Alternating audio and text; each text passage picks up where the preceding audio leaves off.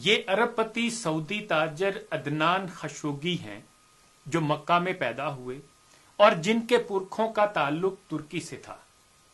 70 اور 80 کی دہائی میں ان کی شہرت اور دولت کا اتنا چرچا تھا کہ شہزادیاں اور شہزادے ان کے ساتھ ایک کپ کافی پینا اپنے لیے اعزاز سمجھتے تھے۔ جب وہ کینیا میں موجود اپنے وسیع و عریض فارم ہاؤس میں چھٹیاں گزار رہے تھے، ان کی کمسن بیٹی نے آئس کریم اور چاکلیٹ کی خواہش کی۔ انہوں نے اپنا ایک جہاز 747 بما عملہ پیرس بھیجا، جہاں سے آئس کریم خریدنے کے بعد جنیوا سے چاکلیٹ لے کر اسی دن جہاز واپس کینیا پہنچا۔ اس کے ایک دن کا خرچہ $1 ملین تھا۔ London, Paris, new York, Sydney سمیت دنیا کے 12 مہنگے ترین شہروں میں اس کے لگژری محلات تھے۔ انہیں عربی نسل کے گھوڑوں کا شوق تھا۔ دنیا کے کئی ممالک میں ان کے خاص استبل تھے۔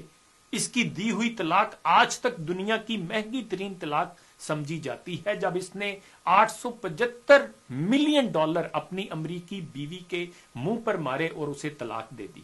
اس کی ملکیت میں جو یاٹ یعنی کشتی تھی، وہ اپنے دور کی سب سے بڑی یاٹ تھی، جو اس وقت بادشاہوں کو بھی نصیب نہ تھی۔ اس یاٹ میں 4 ہیلی کاپٹر ہر وقت تیار رہتے، جبکہ اس میں 610 افراد پر مشتمل خدام اور عملہ تھا۔ وہ یاٹ بعد میں ان سے برونائی کے سلطان نے خریدی، ان سے ہوتے ہوئے ڈونلڈ ٹرمپ تک پہنچی۔ ٹرمپ نے یہ یاٹ $29 ملین میں خریدی۔ ان کی اس یاٹ پر جیمز بانڈ سیریز کی فلموں سمیت کئی مشہور ہالی ووڈ فلمیں شوٹ کی گئیں۔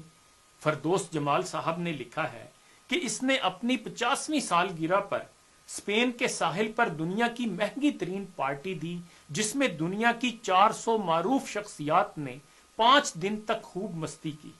اس نے امریکی سفیر رچرڈ نکسن کی بیٹی کی ایک مسکراہٹ پر 60,000 پاؤنڈ مالیت کا طلائی ہار قربان کر دیا۔ یہ اسلحے کا بہت بڑا سوداگر تھا اور ملکوں کے درمیان وہ اسلحے کی ڈیل اور معاہدے کراتا تھا۔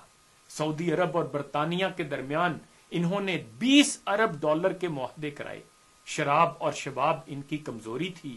4 جائز اور 8 ناجائز بیگمات ان کے عقد میں تھیں۔ یتیموں پر دست شفقت رکھنا، بیواؤں کا خیال، مسکینوں کی مدد، سیلاب اور زلزلوں میں انسانی ہمدردی کے تحت فلاحی کام، ان سب سے اسے سخت الرجی تھی۔ ان کا یہ جملہ مشہور تھا کہ آدم علیہ السلام نے اپنی اولاد کی کفالت کی ذمہ داری مجھے نہیں سونپ دی ہے۔ 80 کی دہائی میں وہ $40 ارب کے اثاثوں کا مالک تھا۔ فردوس جمال لکھتے ہیں کہ پھر آہستہ آہستہ اللہ تعالیٰ نے اس کی رسی کھینچ لی۔ اب تنزل اور انحطاط کی طرف اس کا سفر شروع ہوا۔ اربوں ڈالر کی مالیت کے ان کے ہیرے سمندر میں ڈوب گئے۔ کاروبار میں خسارے پہ خسارہ شروع ہوا، قرضے پہ قرضہ چڑھا، سب اثاثے فروخت کر ڈالے۔ ان کے دوست احباب، ان کے چاہنے والوں نے ان سے نظریں پھیر لیں۔ یہ ایک لمبی مدت گمنامی کے پاتال میں چلا گیا۔ کسی کو خبر نہ تھی کہ کہاں ہے۔ پھر ایک دن یہ لندن میں کسی سعودی تاجر کو ملا۔